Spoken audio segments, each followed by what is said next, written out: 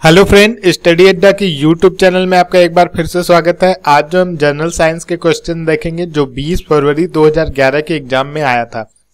इसके पहले general knowledge के जो क्वेश्चन थे वो हम कवर कर चुके हैं 20 फरवरी 2011 का। उसका लिंक यहाँ पे आपको आई बॉक्स के पास या डिस्क्रिप्शन बॉक्स में मिल जाएगा। तो अगर आपको ये वीडियो पसंद आए तो लाइक, कमेंट और शेयर जरूर कीजिएगा। अगर आप हमारे चैनल पे पहली बार आए हैं तो हमारे चैनल को सब्सक्राइब कर लें और सब्सक्राइब बटन के जस्ट बगल में आपको एक बेल मिलेगी, उस बेल पे क्लिक कर दें। और एक बार हमारा प्लेलिस्ट जरूर चेक करें, उसमें बहुत सारी ऐसी वीडियो हैं जो आपके काम की हो सकती है। तो चलिए शुरू करते हैं।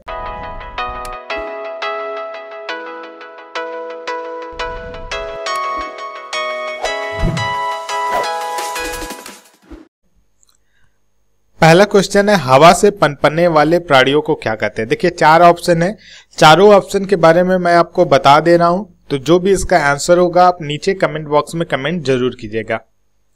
पहला फोसोरियल या खनिक या खननशील। अब fossorial from Latin फोसर digger means जो खनते हैं। जैसे चूहा हो गया, आपका चूहा बिल में रहता है, बिल में रहने के लिए वो जमीन को खन के एक बिल बनाता है। तो ऐसे जानवर जो बिल बनाते हैं, बिल में रहते हैं, डिगर टाइप होते हैं, उन्हें फोसोरियल, खनिक या खननशील एनिमल्स कहते हैं। इसमें आपका ब्रेजर, नेक्ड, मोल, रैट हो जाएगा। उसके बाद सेकंड ऑप्शन है आर्बोरियल, वनस्पतिक मीन्स जो पेड़ पौधों पे रहना पसंद करें। ऐसे जानवर जो पेड़ पौधों पे रहना पसंद करें वो आर्बोरियल होते हैं। Arboreal animal are creatures who spend the majority of their lives in trees. They eat, sleep and play in the tree. जैसे मंकी हो गए, आपके कोलास हो गए और पोसम्स हो गए। इसी तरह अब चौथा ऑप्शन देखते हैं वोलैंट, उड़नशील। उड़नशील जानवर में आपके कौन से आ सकते हैं? फ्लाइंग एंड ग्लाइडिंग एनिमल्स, जो जानवर उड़ते रहते हैं उनका मैक्सिमम जीवन उड़ने में ही व्यतीत होता है, उन्हें उड़नशील या वोलैंट कहते हैं। जैसे बर्ड्स, पक्षी हो गए, बैट्स, चमगादड़ हो गए, तो ये सब उड़नशील जानवर के अंदर आ जाते हैं।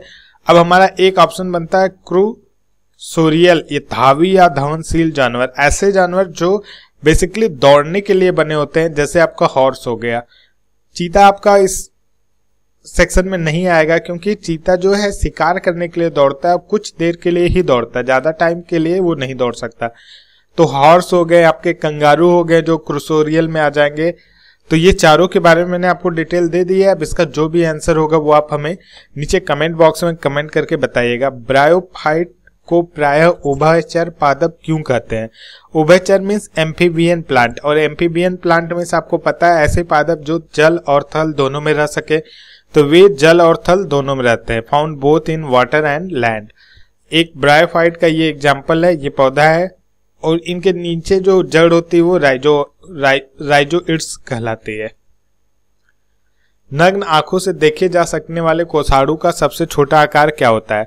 देखिए जो नग्न आंखों से कोसाड़ू देखे जा सकते हैं वो 100 माइक्रोन के होते हैं, ये सबसे छोटे होते हैं।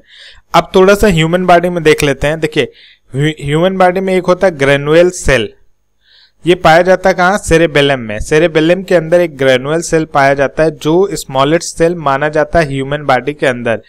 ये अप्रोक्सीमेटली आपका जो है 4 माइक्रोमीटर से 4.5 माइक्रोमीटर के साइज में होता है, ठीक है।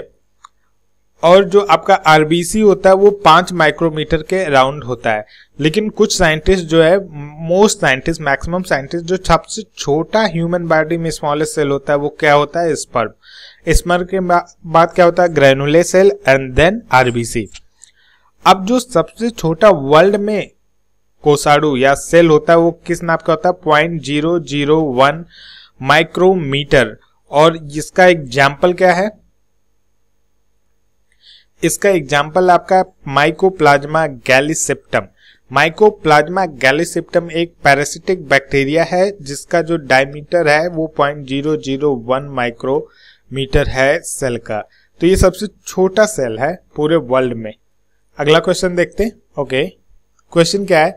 संबंधित माध्य युग के क्रांतिक कोण से अधिक आपतन कोण पर संघन से विरल माध्यम की ओर जाने वाली प्रकाश किरणें। देखिए टोटल इंटरनल रिफ्लेक्शन के अंदर ये होता है, क्या होता है? पूर्ण आंतरिक परावर्तन के अंदर एक प्रकाशीय परिघटना है, सबको पता है, जिसमें प्रकाश की किरणें किसी माध्यम के तल पर ऐसे कोण आपतित होती हैं कि उसका परावर्तन उसी माध्यम में हो जाता है। इसके लिए आवश्यक शर्त यह है कि प्रकाश की किरण अधिक अपवर्तनांक के माध्यम से कम अपवर्तनांक के माध्यम में प्रवेश करे, मीन्स रेयर से डेंसर में प्रवेश करें, सॉरी डेंसर से किस में प्रवेश करें, रेयर में, मतलब अधिक अपवर्तनांक से कम अपवर्तनांक वाले क्षेत्र में प्रवेश करें तथा उनका जो आतन कोण हो वो क्रांतिक कोण से अधिक हो, जो भी उनका आपतन कोण हो वो क्रांतिक कोण से अधिक हो। इसको फिगर से समझते हैं। देखिए ये जो लास्ट वाला फिगर है वो आपका टोटल इंटरनल रिफ्लेक्शन का है। इसमें क्या हो रहा है, देखिए ये मीडियम आपका डेंसर है और ये रेयर है, तो डेंसर से ये किरण यहाँ पे जा रही है। अगर क्रांतिक कोण क्रिटिकल एंगल जो है आपका क्रांतिक कोण बराबर है तो ये 90 डिग्री पे टर्न करेगी और यहां से एकदम ये 90 डिग्री पे, मीन्स ये फिर भी रेयर मीडियम में नहीं जाएगी, आपकी 90 डिग्री टर्न हो जाएगी, लेकिन टोटल पूरी तरह से पूरा आंतरिक परिवर्तन नहीं होगा। लेकिन क्या होता है टोटल इंटरनल रिफ्लेक्शन में ये पूरी तरह से घूम जाती है। और ये कब होता है, जब आपका क्या होता है आपका, जब आपका आपतन कोण का मान क्रांतिक कोण से अधिक हो, मीन्स जब आपका आपतन कोण का मान जो है क्रांतिक कोण से क्रिटिकल एंगल से अधिक हो, सॉरी वो गलती हो गया था, जब आपका आपतन कोण का मान क्रांतिक कोण से अधिक हो तो टोटल इंटरनल रिफ्लेक्शन होता है। उष्मा विकिरण का अमान लक्षण यह है कि यह यात्रा करती है। देखिए हीट रेडिएशन क्या होता है, हीट रेडिएशन बेसिकली क्या करती है, ये पार्टिसिपल रेडिएशन है, is the transfer of internal energy in the form of electromagnetic waves for most bodies on the earth. This radiation lies in the infrared reason of the electromagnetic spectrum. क्या है question, क्या उष्मा विकिरण का अमान्य लक्षण पूछ रहा है, अमान्य लक्षण पूछ रहा है।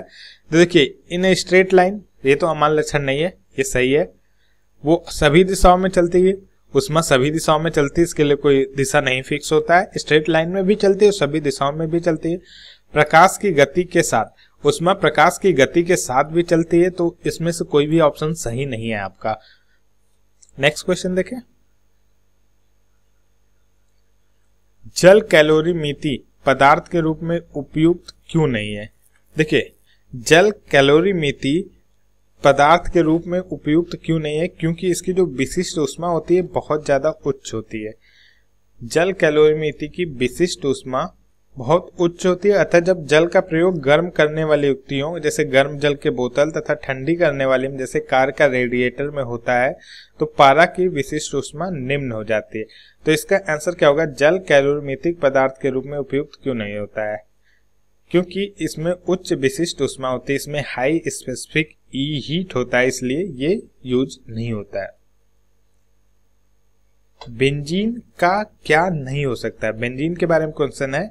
देखिए तो बेंजीन का जो है निराकरण नहीं हो सकता, बेंजीन का हम एलिमिनेशन कभी भी नहीं कर सकते, बेंजीन का हम, तो इसका आंसर क्या होगा, निराकरण, बेंजीन का हम निराकरण नहीं कर सकते।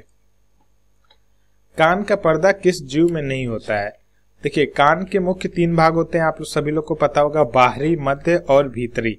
बाहरी, मध्य और भीतरी। बाहरी कान पीना तथा श्रवण वाहिकाओं से बना होता है। किससे बना, देखिए 3 भाग होते हैं, ये जो है किससे बना होता है, पिना से, PINNA, पिना, तथा श्रवण वाहिकाओं से बना होता है। मध्य कान में वायु होता है तथा 3 छोटी छोटी हड्डियां होती हैं, बीच में वायु और 3 छोटी छोटी हड्डियां होती हैं। जो कान का पर्दा मध्य कान की झिल्ली है, और जो कान का पर्दा होता है वो मध्य कान की क्या होती है, झिल्ली होती है। सांप में कान का पर्दा नहीं पाया जाता है। तो कान का पर्दा क्या होता है, पहली बात, जो मध्य कान है उसकी झिल्ली जो है कान का पर्दा होती है, और ये सांप के अंदर, स्नेक्स के अंदर नहीं पाया जाता। तो हमारा आंसर क्या होगा, स्नेक। क्लोरोफिल में क्या पाया जाता है। देखिए क्लोरोफिल एक हरित लवक है जो प्राय सभी पौधों में पाया जाता है, ये तो आपको पता होगा। इसमें क्या पाया जाता है, इसमें मैग्नीशियम पाया जाता है। क्लोरोफिल के अंदर क्या पाया जाता है, Mg2+, मैग्नीशियम आयन पाया जाता है। तो इसका आंसर क्या होगा, Mg2+। हेक्सामिथाइल डायमाइन और एडिपिक एसिड के संघनन से प्राप्त पॉलीमर क्या होता है। देखिए हेक्सामिथाइल डायमाइन और एडिपिक एसिड के संघनन से जो हमें नायलोन 66 क्या प्राप्त होता है, नायलोन 66। नायलोन 66 एक पॉलीमर है, क्या है ये जो है एक पॉलीमर है जो प्राप्त होता है। नायलोन 66 के अंदर इन चीजों का क्या हो, संघनन होता है। कभी कभी पूछ देता क्वेश्चन क्या होता है, तो वो संघनन होता है। रेडियोधर्मी तत्व किसका उत्सर्जन करते हैं? ये तो आप सभी लोग को पता होगा कि रेडियोधर्मी तत्व अल्फा, बीटा और गामा का विकिरण करते हैं, गामा का रेडिएशन करते हैं। तो इसका आंसर क्या होगा? अल्फा, बीटा तथा गामा रेडिएशन। और रेडियोधर्मी तत्वों के उत्सर्जन की प्रकृति का खोज किसने किया था? अध्ययन जो है रदरफोर्ड ने एक प्रयोग के माध्यम से किया था। निम्नलिखित में से कौन सा विटामिन प्रति ऑक्सीकारक है? देखिए ऑक्सीकारक के बाद प्रति ऑक्सीकारक की बात पूछ रहा है, तो ए, सी और ई में जो है प्रति ऑक्सीकारक पाया जाता है। तो इसमें कोई ऑप्शन है? सी है अपना, तो विटामिन सी जो है प्रति ऑक्सीकारक है। तो इसका ऑप्शन नंबर 1 जो है सही होगा। और ये भी आप एक चीज जानने जाइए, B12 में क्या होता है? कोबाल्ट होता है। विटामिन B12 में कोबाल्ट होता है और इसकी अल्पता से, इसकी कमी से जो है पर्निशियस एनीमिया नामक रोग हो जाता है। कौन सा रोग होता है? Pernicious anaemia. इसकी वजह से जीभ व मुंह में क्या होता है? जलन टाइप होने लगता है। पत्तियों का लाल, नारंगी और पीला रंग किसके कारण होता है? तो ये आप सभी लोग का पता होगा कि पत्तियों का लाल कैरोटीनाइड के कारण होता है। पत्तियों का लाल, नारंगी और पीला रंग। आई होप आपको ये वीडियो पसंद आया हो। इसमें सब स्टैटिक क्वेश्चन थे, कुछ समझाने के लिए इतना बड़ा नहीं था कि मैं आपको समझा सकूं। जल्दी मैं इस चैनल के माध्यम से आपको बायो के लेक्चर प्रोवाइड कराने लगूंगा। बायो का लेक्चर आप लोग को चाहिए, वो भी हिंदी में रहेगा। बायो का पूरा लेक्चर हिंदी में रहेगा।